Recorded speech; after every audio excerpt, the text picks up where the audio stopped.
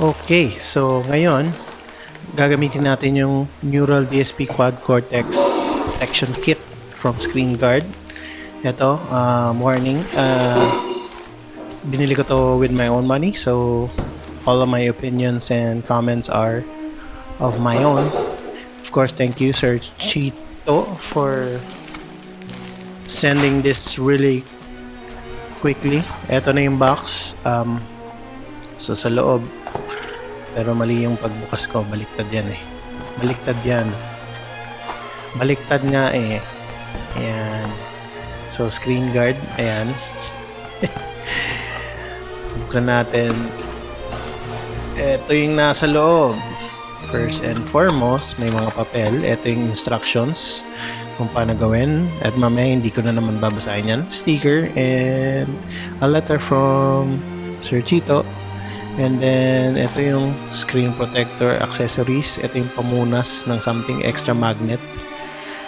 Magnet. Ito. Meron palang wrench. Bumili pa ako ng wrench sa Mr. DIY. Yan, buksan na natin yung mismong screen guard.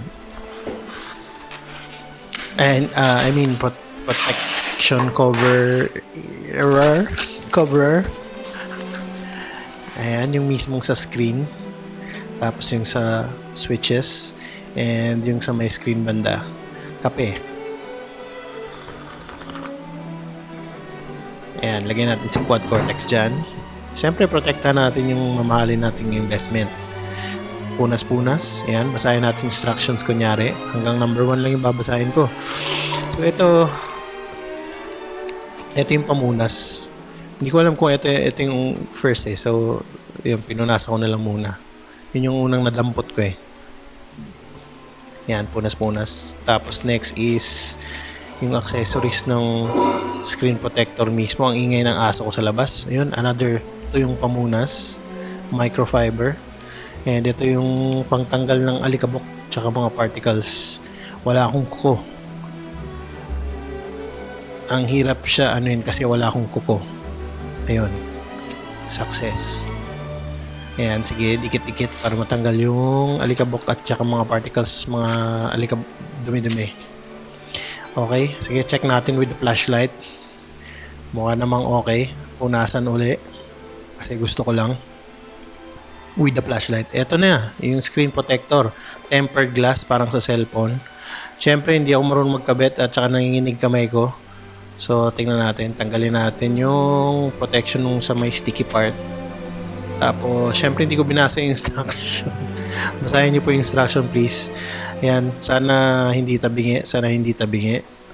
Pray tayo. Pray. Oh shit, dumikit na. So, pabayaan na natin. Ayun. So, dumikit. Try natin. Slight pressure lang. Huwag masyadong strong. Ayun, nakita niyo gumagalaw yung sticky something sa loob. Ewan ko kung tama ginawa ko. Mukhang okay naman. Try natin kung under pa yung screen. Siyempre, after 3 days, magbubukas na si Quad Cortex. Matapos na siya mag-load. Ayun. Ayan yung screen. Napipindot naman siya. Okay na okay. So, okay lang siguro yung tempered glass kasi wala namang I don't think meron siyang oleophobic coating yung screen nito. Eto, gamitin natin rin. Tanggalin natin yung bolt. Eto, kinabahan ako nito. Actually, hindi ako humihinga nito. Ay, Diyos ko. Oh my God. God damn it. Yan. Natanggal. Parang isang malakas na push lang. Huwag masyadong malakas, yung sakto lang. Tsaka kung nasira yung Quad Cortex, huwag nyo ako sisisihin. Do this at your own risk.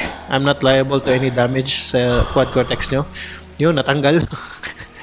So, ikutin nyo lang ng gently. Tapos, hindi ko alam kung interchangeable siya. Most likely interchangeable naman. Pero, ginanyan ko lang para, kunyari, organize ako. Yan. Trapo. Kasi trip natin. Kape. Kasi kinabahan ako ng malala doon. Eto, yung first part. Lagyan natin. Swak. Ito, tanggalin natin yung protective sticker nung acrylic cover dun para sa may switch.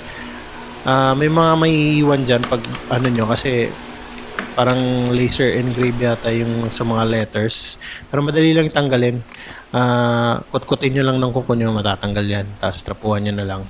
Ganyan. Diba? Linis.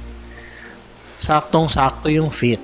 Balik natin yung thingamajig. Yan. Pilit ko, no? Yan, okay.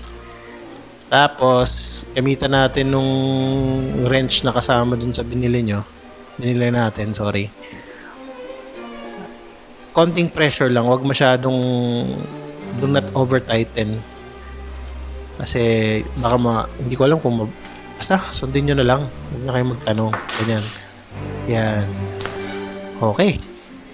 Ngayon, ilagyan na natin yung mismong protective. Baliktad, gago. Ayan. Swak. So, may protection na yung screen natin. Sa akin, may bubbles yung pagkakabit ko ng screen protector eh. Pero okay na yan. Konti lang naman. Isa lang naman siya, actually. Hindi ko alam kung may bad effect siya. But, mukha namang okay. On na natin. Hindi ko mapindot. Laki kasi ng fingers ko. Ayan. Nag-on naman siya. Test natin yung foot switches. After 3 days yun, nag-load na. Foot switches. Check natin. Stop mode. Yes, working. Nag-on yung looper. Ilabas mo sa looper. Ilabas mo sa looper. Yan. Siyempre, hindi mo may screen protector yan. Yan. Okay naman, nag-work naman lahat. Awa ng Diyos, na iraos din. Thank you, Screen Guard, sa mabilis na transaction. Yeah, I think we did it. We are now protected. So, message nyo lang si Screen Guard sa Facebook kung gusto nyo. May libre siyang super colorful sticker ng Screen Guard. Yeah.